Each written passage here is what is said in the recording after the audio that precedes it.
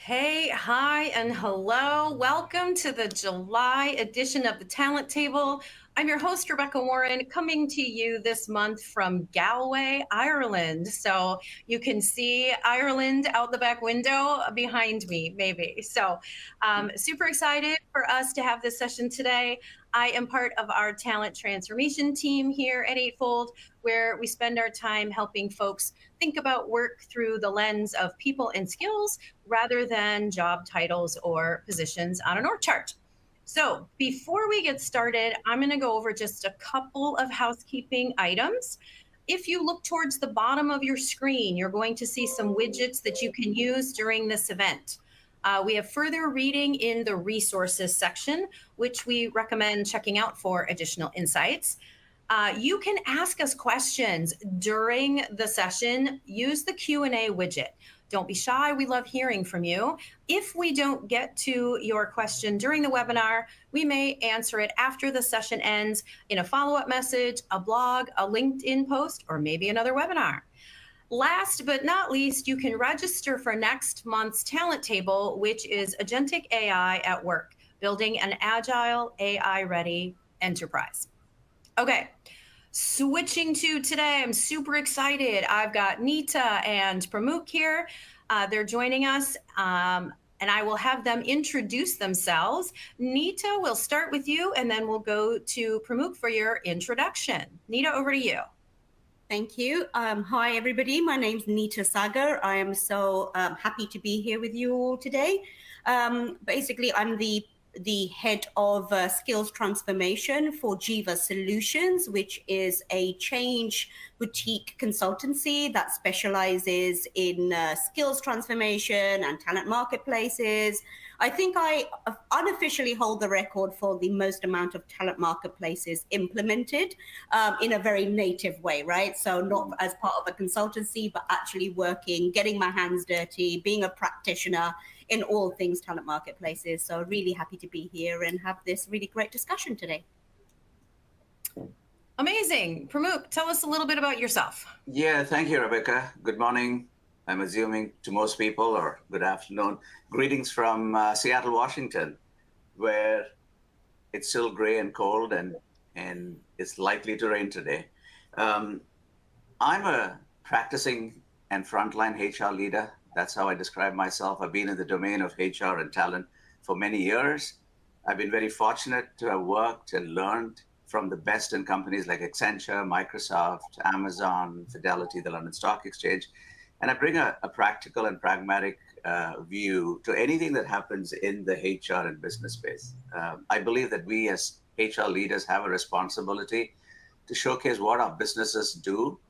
And I think it's our responsibility also to help them navigate those changes that they're going through. So I've built my entire career around the whole aspect of change, transformation, and I love what I do. And so great to be here. It's nice to meet you as well, Nita.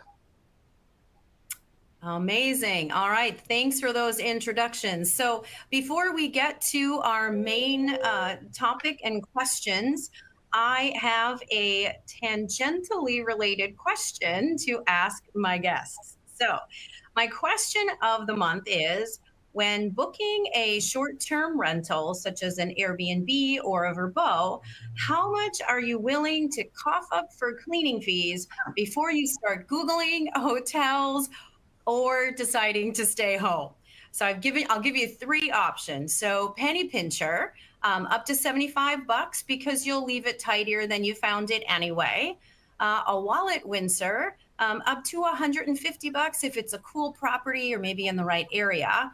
And a budget breaker, over $150, nope. I'm not paying more to clean than I am to sleep. So I would love to hear from both of you. What do you pay for cleaning fees when thinking about staying at a short-term rental?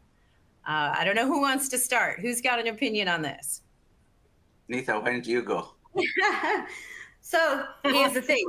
I have never stayed at an Airbnb before, right? So it's actually even a surprise to me that there is cleaning costs that you have to cough up for before or after or ever. Because as far as I'm concerned, if I'm going away and taking my kids with me, you know what? I do not want to be cleaning. I do not want to be cooking. I don't want to be doing any of that all day, every day. So I don't think I'd be staying in an Airbnb if that meant that I have to do my own cleaning or the fact that I have to pay extra. I know that the costs in a hotel are probably included anyway, but that's where what my perspective is.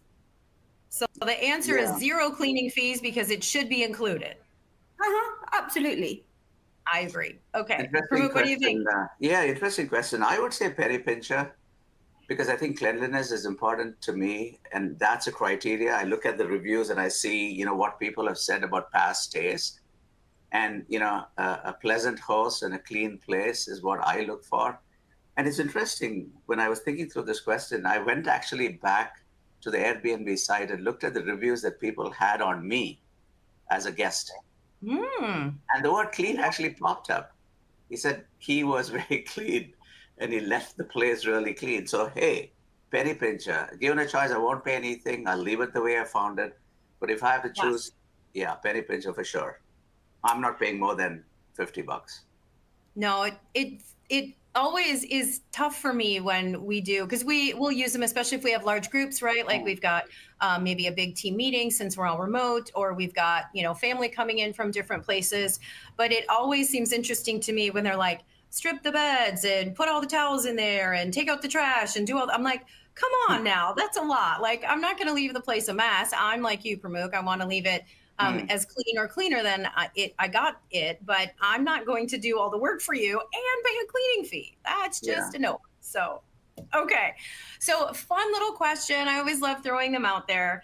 And just like unexpected cleaning fees and how they might derail a perfectly good trip or your perception about a place, unexpected resistance can stall even the best plans for building a future-ready workforce. So today we're going to tackle this topic that's on everyone's mind: how to get your entire organization on board with the massive shifts that are happening around skills and AI. So I don't think anybody's going to argue that there are massive shifts that have happened and are continuing to happen. And while we know that a lot of you probably have champions already inside your organization for change, but sometimes getting buy-in from everyone can be a real challenge.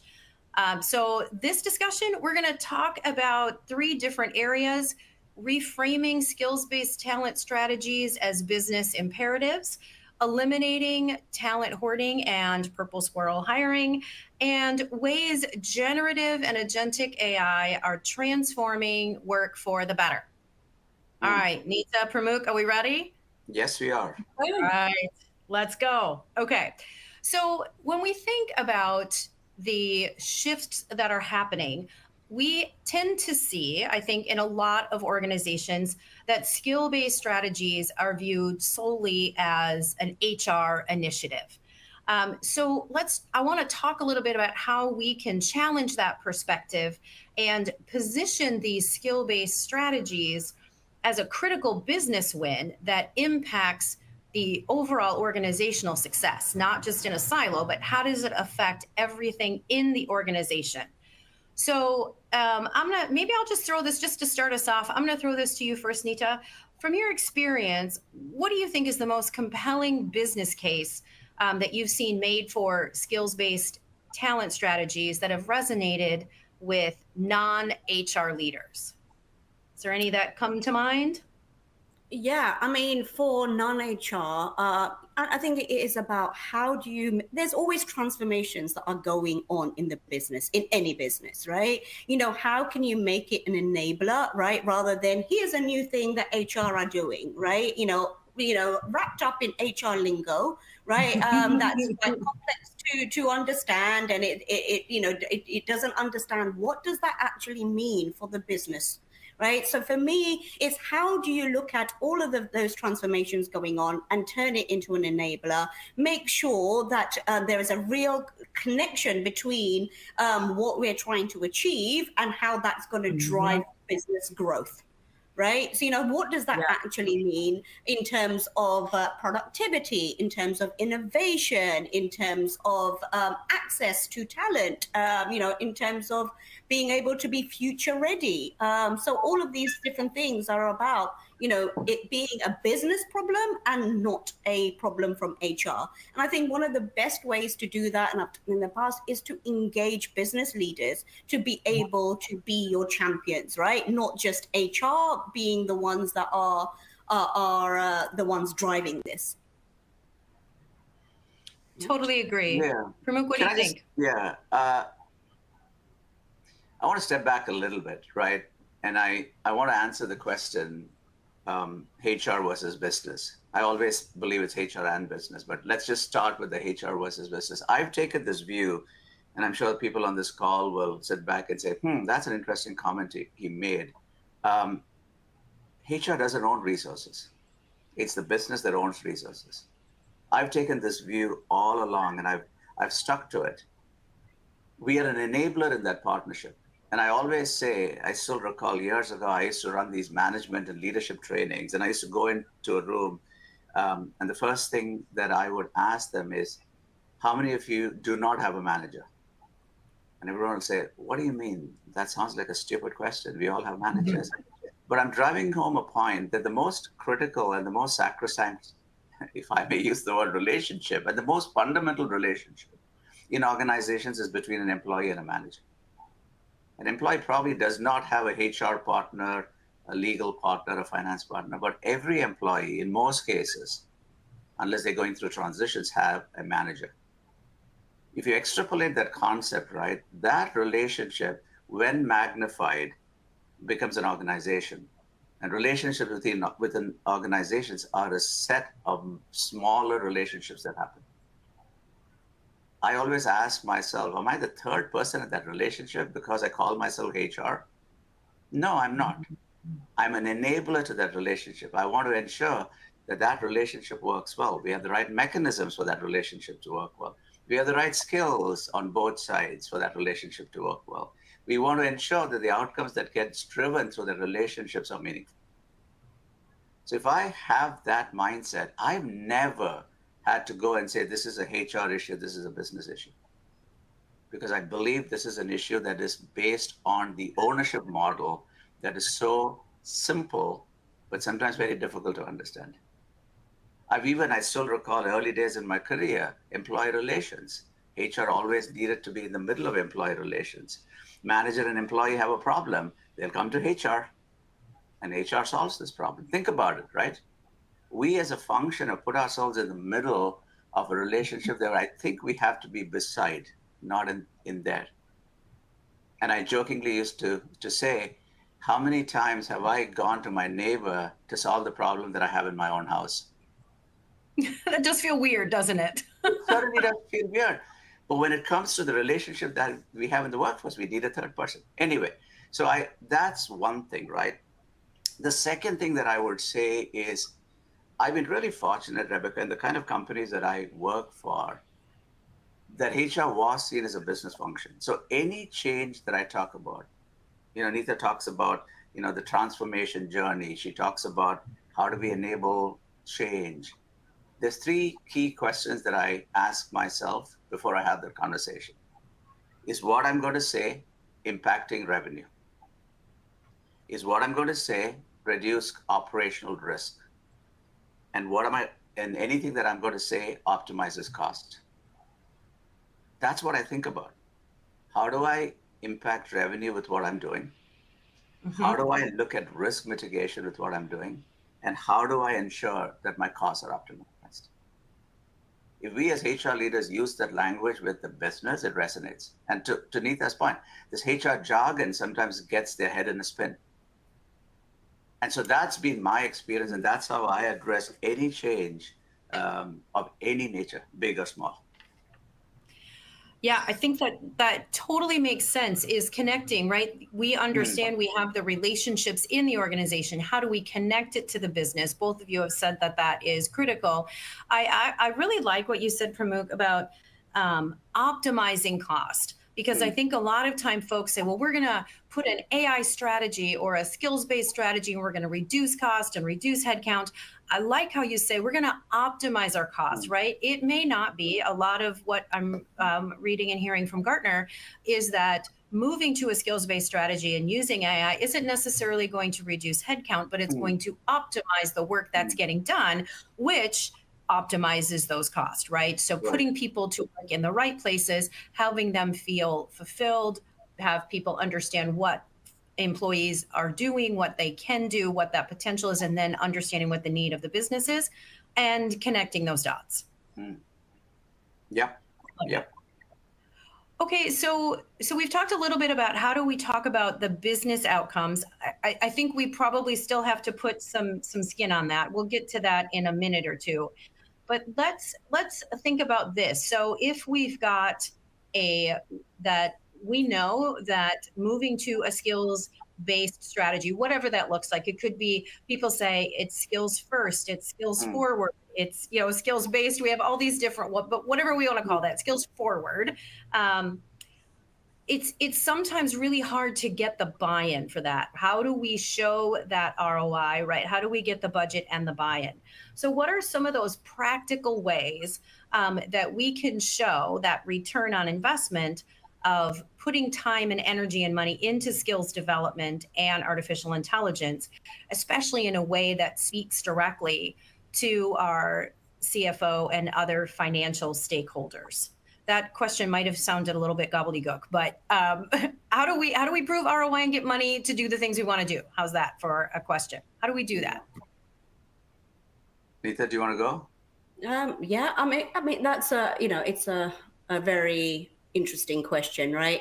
In terms of showing that return of investment, and it all comes down to what problem are you trying to solve in the business, right? There could be lots of different things, and what lever is it you're trying to through? Is it the fact that you haven't got visibility of all of your talent, right, or access to the talent you have, and you're having to go to LinkedIn, to re-recruit and bring people back in because actually you just didn't know you had that talent in your own backyard, right? Is it the fact that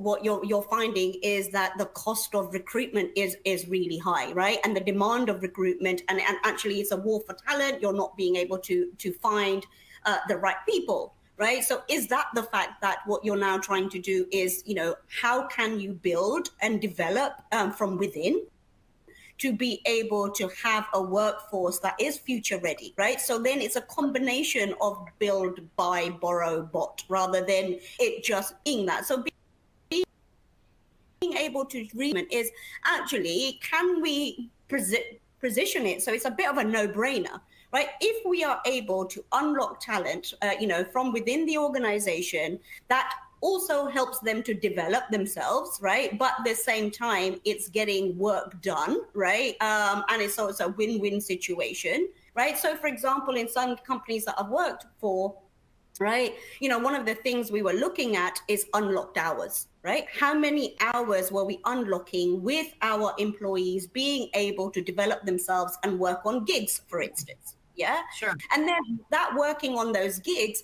means that, they were developing, but at the same time, that work was being done, innovation was being had, right? So we were able to then calculate back if we were to then replace that with contingent workers or with full-time hires from within the company, how much would that have cost us?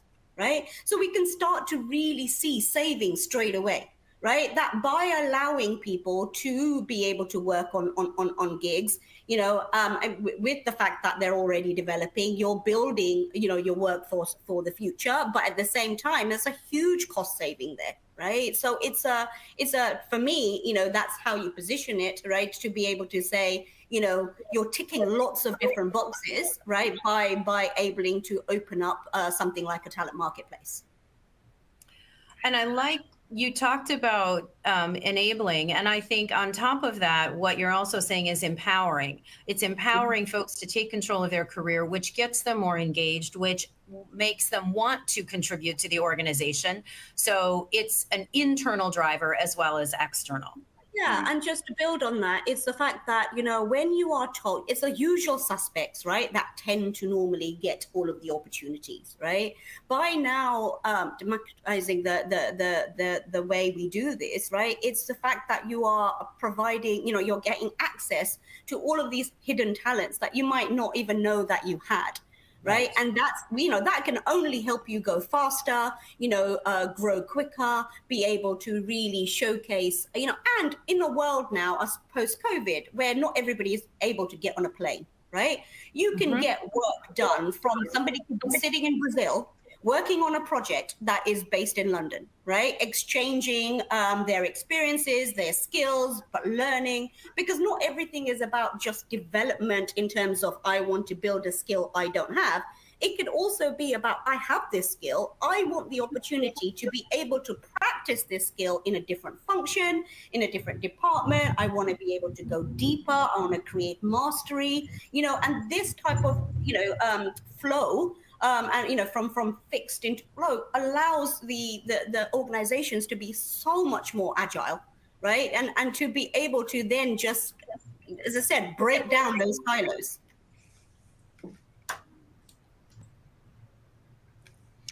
Pramuk, what are you thinking about that? Yeah, look, I want to again go back to where you started this question, right? How do we have meaningful conversation with our businesses? And how do we ensure that we talk to them about the journey of skills that most of them want us to, or we are enabling in organizations? If you think about what's been happening in the last many years, Rebecca, I think this whole aspect of skills is just this whole journey of moving from conversations, which are very what I call general conversations, to specific conversations. What do I mean Mhm. by that? To me, when I say the title program manager, HR business partner, somehow it's ended up being a very generic term that's understood differently by different people. I was having this conversation with a leader in a fairly leading automobile company. They've historically been building cars and trucks based on an internal combustion engine, right? Now they're suddenly saying, "Hey, we got to get electric. We got to get hybrid." The question then becomes, what are the skills and capabilities that are required? This is connecting back to that business outcome that Neeta was mentioning. What is it that you're trying to solve for? They Mhm. need to Yep. move from building ICE cars to electric cars. If you have a conversation with the leader to say, if that's the outcome, and some of the capabilities that you require, in addition to the technical skills, are innovation, looking around corners, ability to work in unstructured environments, to look at innovation among teams. You're beginning to start having what I call a specific conversation around capabilities that are generic conversation around here's a role that we need to have to build an electric car. So I think that conversation and that shift is important. And I think when we as HR leaders and talent leaders have that conversation, it's actually resonating more with business and they know what we're talking about. The second kind of sorry, go ahead. No, go ahead. No, the second kind of angle to that whole thing, right? The whole aspect of then what? I think again, you go through that journey. For people who know me, I'm good in using acronyms. I have this three I's. The first I is, this how do you break the ignorance around what we're talking about? The first I is breaking that ignorance around what is happening around us and not making it jargon. The second thing is providing them with a lot of information, data, because there are leaders that we work with for whom data speaks better than just mumbo jumbo. Mhm. Three, and this is where I think HR can play a critical role. The third I, where we provide insights into business outcomes. So if you go through that journey of the three I's with them, I think it makes a lot of sense. And I know we're going to talk about things around investments and how do we, that sets the stage for you. The last thing I would say is how do we try and help companies become more contemporary? If you're the CEO of a company, which you think is stuck in the past from a technology perspective, if you can have a conversation with them and say, hey, AI, ML, and all of those is going to move you from the basement of where you are in tech innovation to the ground level or the first level, and you as a leader can show up as an innovative leader, I think there's a business case that kind of indirectly gets created as well. So let me ask you a question. We haven't talked about this, but so with that, and I know you, and I think that's exactly right. Right, we need to make sure that we're bringing data to the table. We need to show folks, what insights are we providing on why this is a good choice. Right, so moving towards that CFO bottom dollar idea, but there are companies, and I have talked to folks who work in them where they say, we are okay being risk adverse. We don't care about being on the cutting edge. We don't even care about being, at the same parity as other companies. We are okay to take it slow. It's fine, right? And so I know you talked about here where you had said reduce risk is one of those top three things. So if you can reduce risk. So maybe I'm already answering my own question, but like, is it reducing you're removing the barrier to entry to say that it's not scary to move forward? You're not adding more risk. You're actually making your company go faster, more quickly. But how do we get around that where folks say, we don't care about being innovative. We've been doing this the same way for 87 years, and we're going to continue doing it that way forever. How do you address that? Yeah, look, I mean, I'm going to give you kind of two perspectives. One is the language that CEOs, CFOs, and business leaders like to hear. Are we growing quarter on quarter? Are we profitable quarter on quarter? Are we beating market expectations quarter on quarter? If you're not, hey, giddy up. You got work to do. Just look at the financials. So you can sit there and say, look, I don't want to do this. I don't need to do this. But if you're a company that has other stakeholders, and those stakeholders are critically important for you, you've got to be accountable in bringing the organization to the next level. So that's one way of thinking about it. The second thing, which is an interesting thing that I learned in a company in my past life, is creating what-if scenarios, Rebecca, right? And I think we don't do enough of that, creating what-if scenarios. It's a very powerful way of having conversations with a CEO or a CFO. What if we do this? What if we don't? What if we invest? What if we don't? And play out those scenarios. I think we have a responsibility as HR leaders to be holding in the mirror to some of these issues. So I think an approach, a practical and pragmatic approach to how do you bring this to the forefront of these decision makers is to create these. And look, I'm a big Malcolm Gladwell fan, and the tipping point always comes to my mind. Organizations will hit a tipping point. Why don't we create artificial tipping points in organizations? Here's a challenge to all of us as HR leaders. Can we create artificial tipping points in organizations? Rather than saying, yes, this is the way it's going to be, and accepting the reality, can we help redefine the reality, even if it's artificial? And that's going to, I've tried this, and I tell you, it's a really, really powerful way of enforcing change, but I'll leave it at that. Nita, it looks like you've got something to add. I'd love to hear your perspective as well. I like what you're saying. I think it is, that real sort of fear factor around AI, right? And also lack of awareness, right, on what it actually means, and it's being able to simplify it, right, in a language that whether it's a CEO or whether it's an employee, everybody understands that this isn't just about, AI is going to come in and it's going to really blow up my job, and it's going to blow up and to the point where companies go, you know what, I can't relate to this, or this may never happen. We'll just let everybody else sort of pioneer this, and we'll sort of stay at the back and see what happens. And I'm always when I'm advising all these companies, and it's about, well, actually, it's not about will this happen? Is there a risk of it's not? But actually, it's already, future is here. right? The revolution is already started. Back in when there was an industrial revolution, and lots of different ways, and that really disrupted the way we work and way we think about work to be done, right? Where initially we thought, oh gosh, Google's not going to really come in and change the way, Teams isn't going to really come and impact, and suddenly now AI is something either people are going, yeah, I get it, right? But how do we connect a human with AI? Because I also think there are lots of companies that are successful right now, right? But is that enough for you to future proof yourself? Just because you're doing really well, because that's the model that's working for you today, yeah.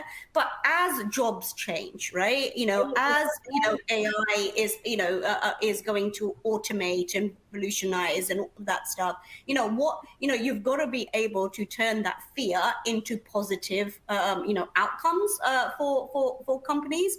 And sometimes it's just by giving them real life examples, right? Here's a bunch of jobs that you are doing today. If this is going to be automated, these are the efficiencies you're going to gain, right? But if that, efficiency, if all of that is going to be done, right, we're going to potentially look at different skills that we might need, from our employees that are going to be around a lot more critical intelligence and all of that sort of stuff, right? So it is actually how we position it, sort of take that fear out, and also sort of talk about, okay, get started. Because half that fear is around, well, I don't know. We're all scratching our heads around, well, what does it take to get going? And for me, it's, look, start somewhere, right? To get anywhere, right? You want to be able to really encourage to say, right now, in this environment, we can actually fail a lot more faster. That's no issue with that. Let's do that. Let's learn. Let's pivot. Let's understand. But at least this way you are prepared for what is to come in the future, rather than go, oh, we should have done that 5 years ago. Because these changes we're talking about don't happen overnight, right? You are going to have to, start somewhere, build, grow, experiment, learn. And that's where I think the journeys, you have to be in it for the long haul, right? But at the same time, be able to do things that are going to help them understand the benefits. So what I've heard both of you say, which I think is so spot on, is that you can be okay for now, but as you said, Nita, that's not future proofing your organization, right? The cost of inaction for your teams may seem minimal now, but it is going to exponentially increase because technology is not slowing down.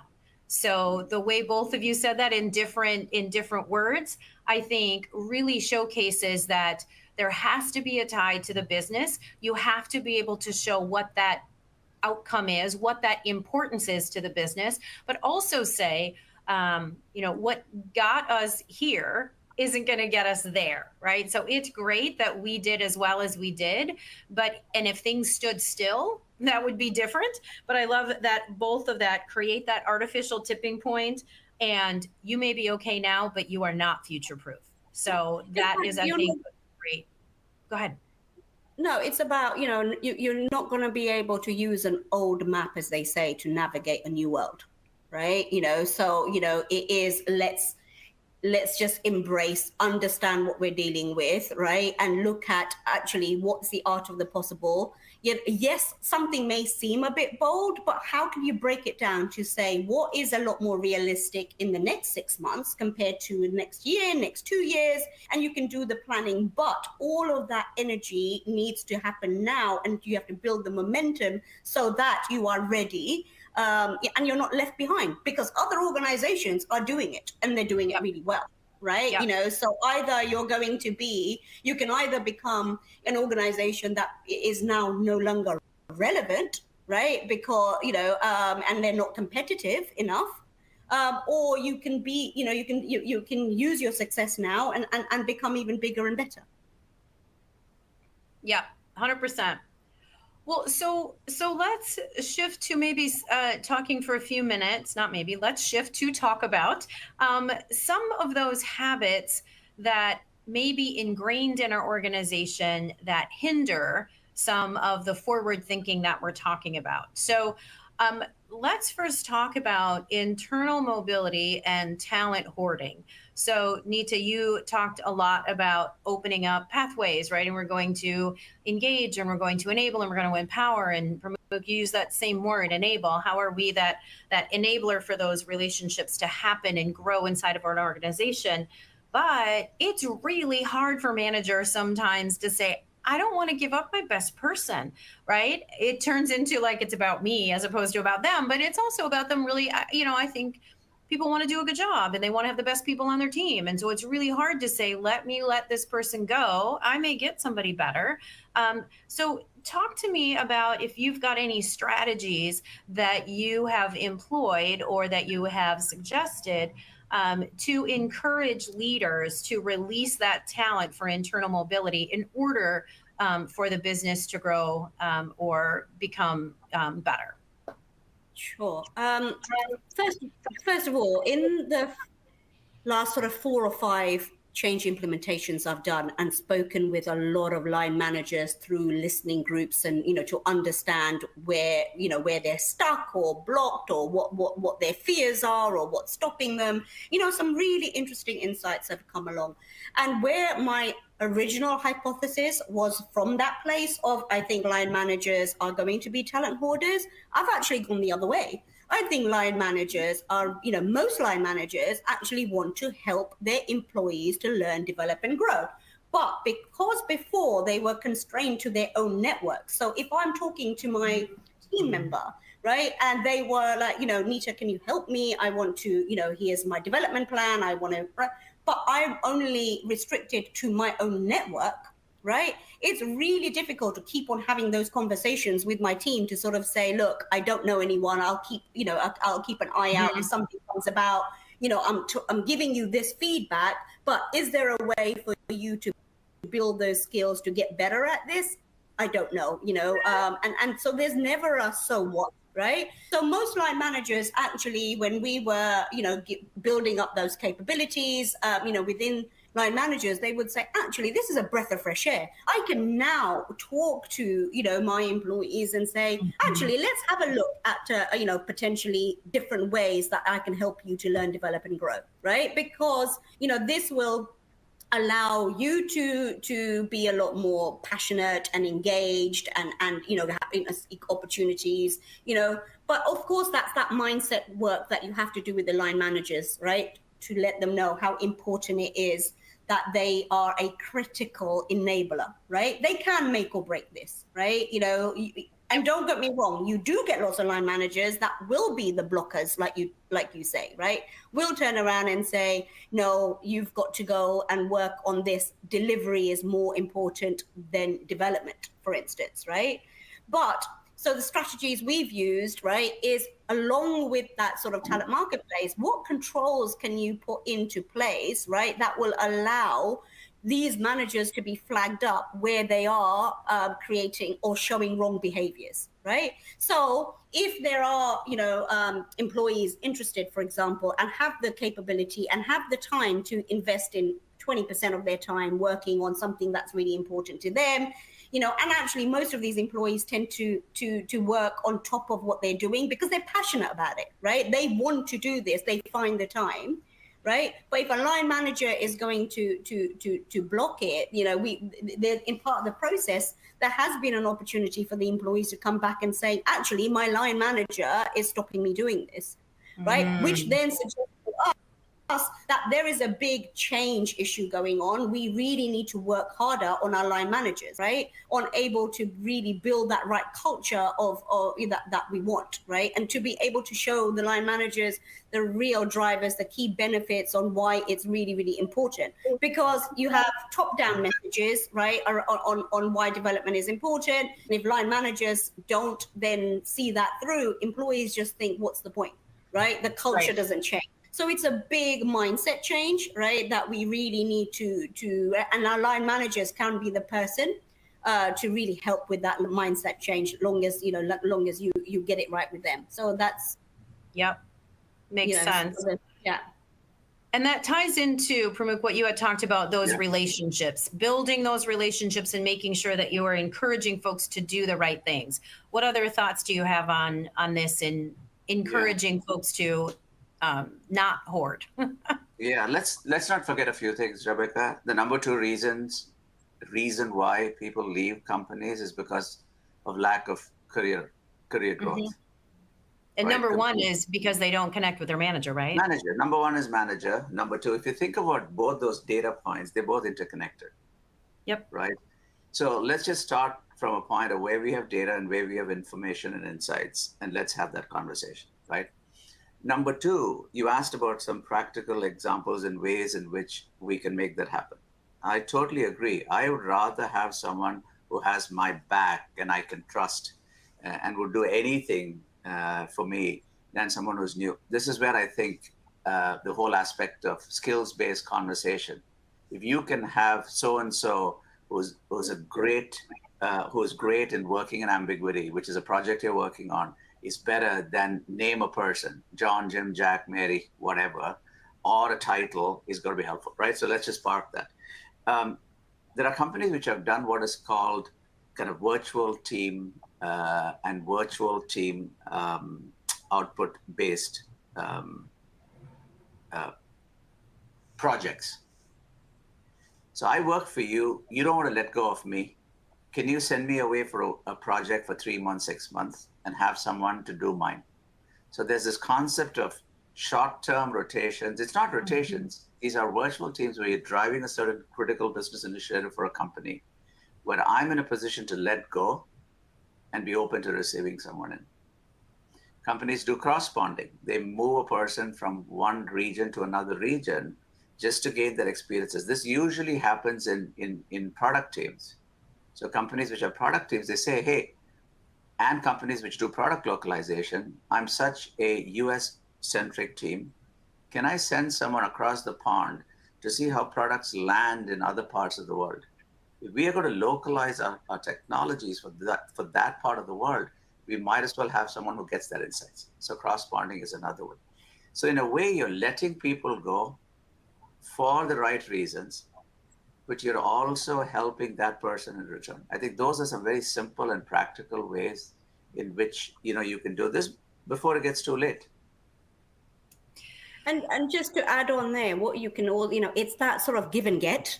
So one of the strategies I've used in the past is, okay, fine, this person needs to go and work for 3 or 4 hours a week on something, right? But that doesn't stop you from also getting somebody else from outside of your team, to come into your team and really, have that diversity of thought, the skills that you may be missing.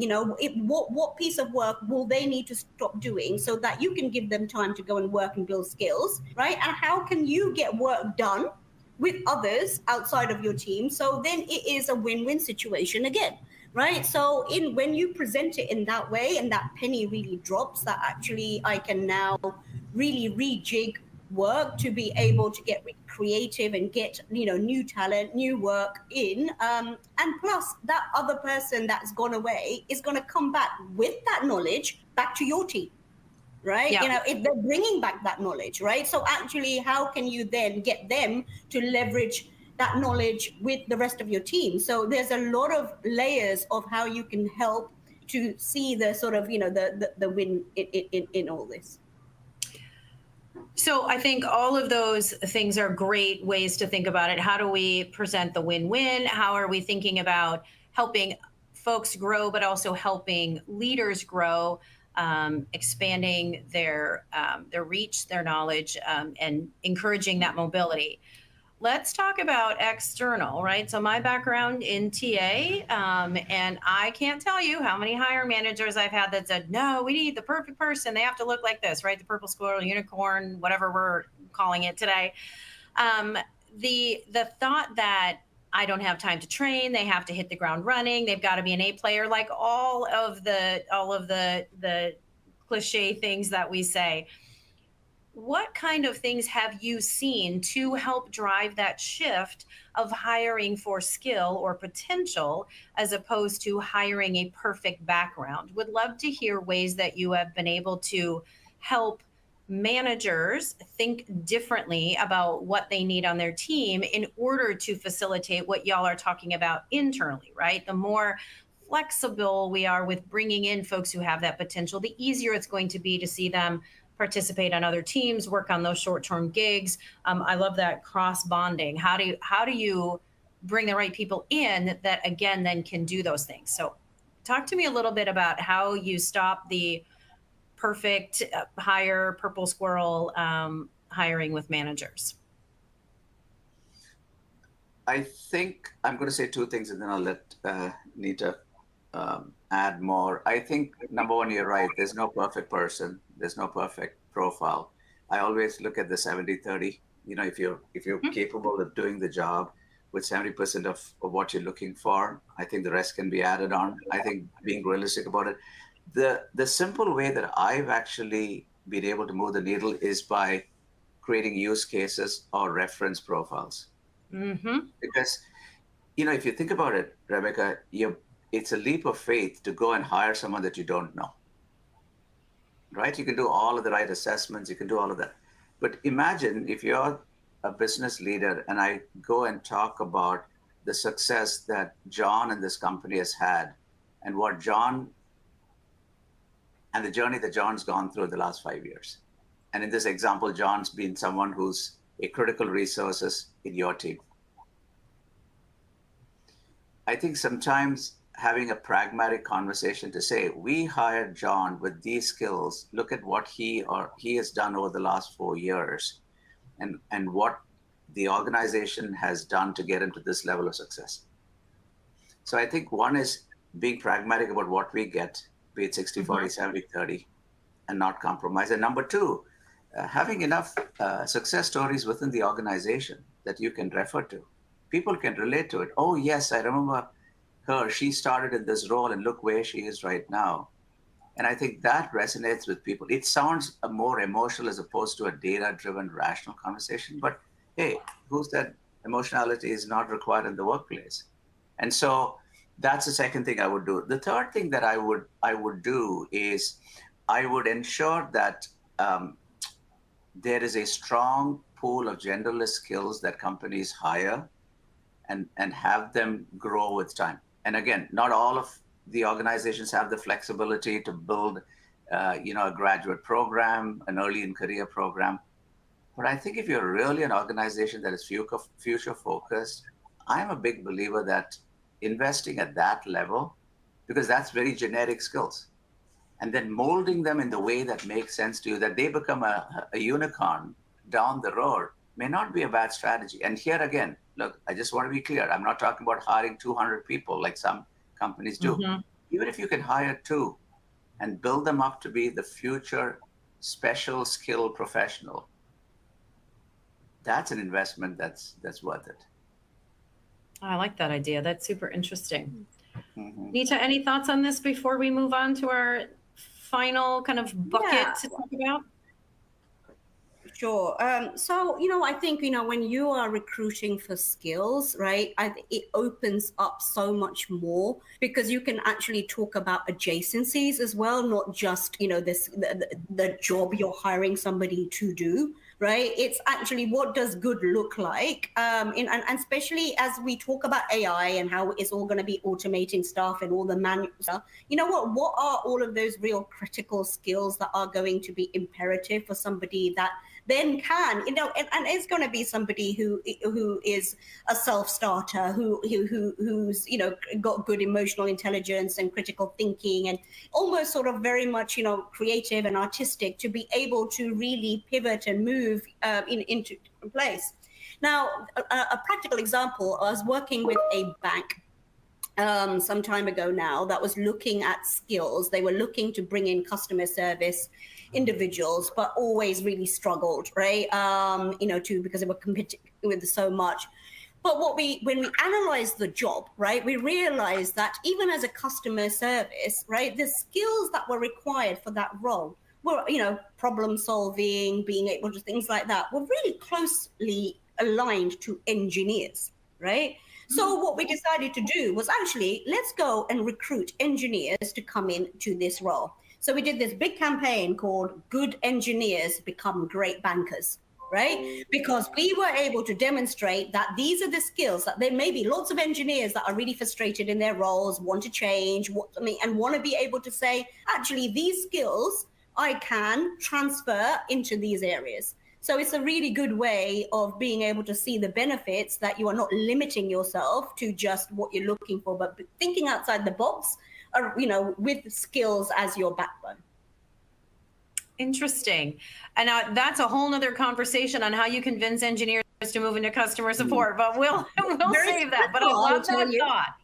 Yeah.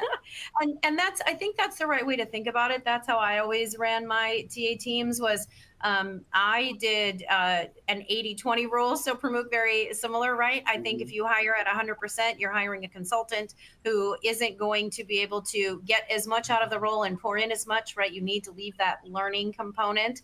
So I think what you both are saying is correct. Let's hire for potential. Let's hire for what they can bring to the table. Love the idea, Pramuk. I think it's really good. Sometimes we get stuck in the thought of we have to have an early careers, plan, and we have to have 15, interns in every department, and then they have to go into full-time hires. And there's no right or wrong. You can have two, and if you can show that they are able then to add that value, that could either be a way to continue to build a program, or maybe it's just two. So I like that you're saying there's no formula, right? We're going to do what's right for the business at the time when it's right for the business.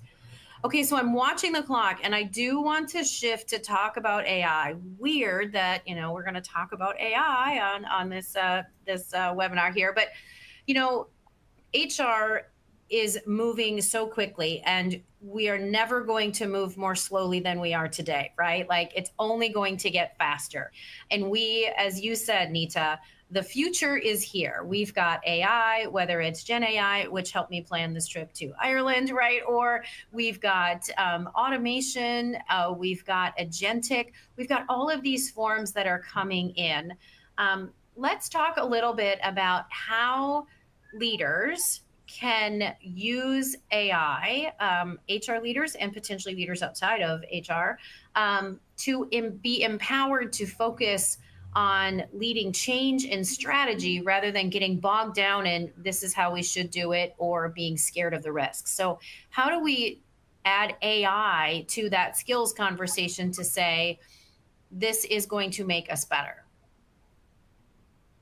Well, AI, if we position AI as a friend, right, to be able, at the end of the day, right, what does every organization say they need more of is data, right? I was going to say time, but data too. And time, both of those things, right? But with the data that, you don't have enough information, right? And when I started maybe a few years ago, and when you were talking about the words like job architecture and stuff like that, it used to be like, give me strength, right? Because this is going to be a long haul, right? You have to do a lot of these things manually, right? But now with AI, to be able to have access and information and data, whether it's external data, whether it's your internal data analyzed and insights being able to offer, so you can then know, where are my skills, right? Who's got the skills? What skills do people have?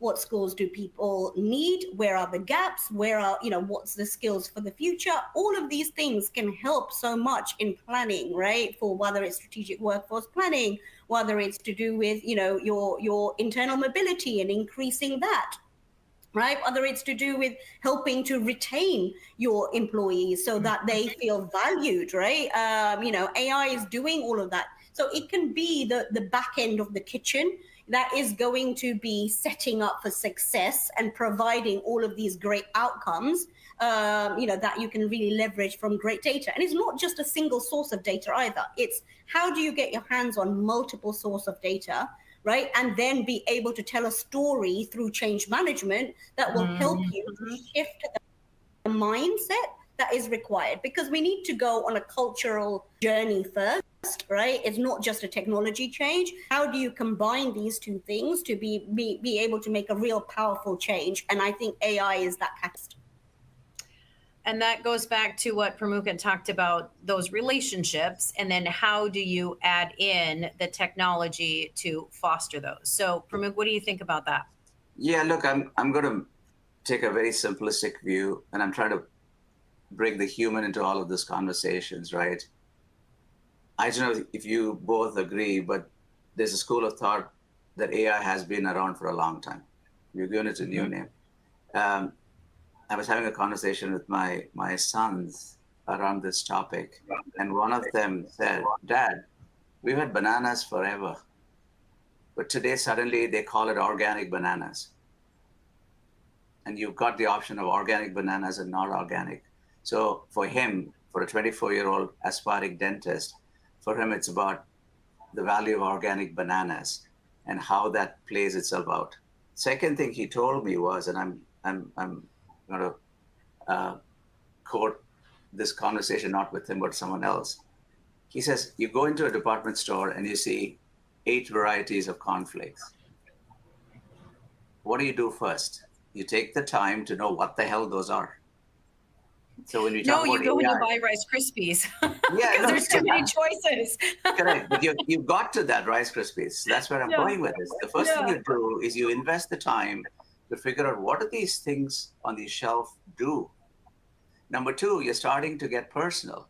Gosh, I'm allergic to this. I don't like raisins, whatever it is, right? So that's the second thing. And then you say, Zoom, Rice Krispies. That's my choice out of the 6. So here's what I do when it comes to AI. I kind of think of myself as going into this store, the grocery store, and looking on the shelf at all the AI solutions that are there. And then I say, for my company, in this case, for my organization, for my function, what are the 2 things that's going to work for me? And you know what? Go slow to go fast. Try one, because you've shortlisted 2 out of 10. Try one, and don't try it for the entire family. Don't buy, 20 boxes of that. Buy one, you try it, you test it, which means that you run pilots, you do things which work for you. And if it goes well, go to Costco and buy 200 boxes of them for the rest of the year. Right. Well, both of you, and I've got one last question. I'm watching the time. We're down to about 2 minutes here, but both of you have said test, try, learn, ask questions, don't make assumptions. So I really like that you're saying small bites. It's okay to try this, learn fast, fail fast, or move slow to go fast, right? There's different ways depending on what your organization looks like. But what I'm hearing from both of you is you don't need to rip the Band-Aid off and say, we're going all skills or we're going all AI. You can say, hey, we're going to dip our toe in, we're going to figure it out. And tying it back to the things both you, Nita, and Pramukh said, and then I'll get your last take here. Figuring out what you're trying to solve for, and then that list that you gave us, Pramukh, which Nita, you have brought those into as well. Break the ignorance. So figure out what you're trying to solve for. Break that ignorance. Use your data and your info, Nita. You just talked about that. Figure out what that looks like. Do your storytelling and then drive insights out of that. So all of those pieces that you're saying, I think are fabulous. So in the last minute or so that we have, I'm going to ask both of you, when you think about looking ahead, what's one piece of actionable advice that you would give to HR professionals as a quick win or a first step? What's your one piece of actionable advice that you want to leave with folks that are listening to this? So Pramukh, I'll start with you, and then Nita, I'll have you wrap us up. You know what? Talk to others. Talk to your fellow professionals. Talk to business leaders. Please talk. Don't be alone in this. Got you're it. not Okay. alone in this. Love that. Nita, what do you think? And mine is don't underestimate change management, right? At the end of the day, it's all about driving, changing behaviors, changing mindsets, being able to win hearts and minds. This is all about inspiring people. So, you need to take a slightly different approach than you would with, any other sort of technology solution. So I think that is really, really important about how change can happen and stick. I love it. Both of you have been fabulous guests. Thank you so much for sharing your wisdom, your insights, your thoughts. We are going to wrap up this edition of the Talent Table. So don't forget to sign up for next month's Talent Table, which is Agentic AI at Work, building an agile AI-ready enterprise. The things that we've learned today from both Nita and Pramuk, I think, are going to help us carry over until we hit that next session. So thanks to all. Goodbye and have a great month, and we'll see you in August. Thank you. Appreciate it. Bye. Bye-bye. Bye-bye.